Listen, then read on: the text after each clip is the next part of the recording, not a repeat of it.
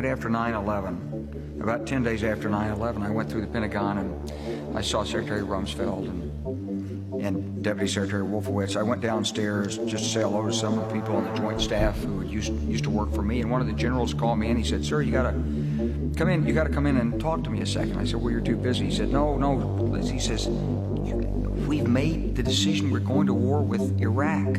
This was on or about the 20th of September. I said, "We're going to war with Iraq. Why?" He said, "I don't know." He said, "I guess they don't know what else to do." So I said, "Well, did they find some information connecting Saddam to Al-Qaeda?" He said, No. He says, "There's nothing new that way. They just made the decision to go to war with Iraq." He said, "I guess it's like we don't know what to do about terrorists, but we've got a good military and we can take down governments." And he said, "I guess if the only tool you have is a hammer, every problem has to look like a nail."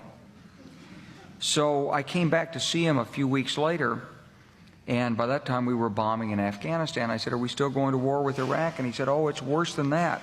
He said, he reached over on his desk, he picked up a piece of paper, and he said, I just got this down from upstairs," meaning the Secretary of Defense's office today, and he said, "This is a memo that describes how we're going to take out 7 countries in 5 years, starting with Iraq and then Syria, Lebanon, Libya, Somalia, Sudan, and finishing off Iran."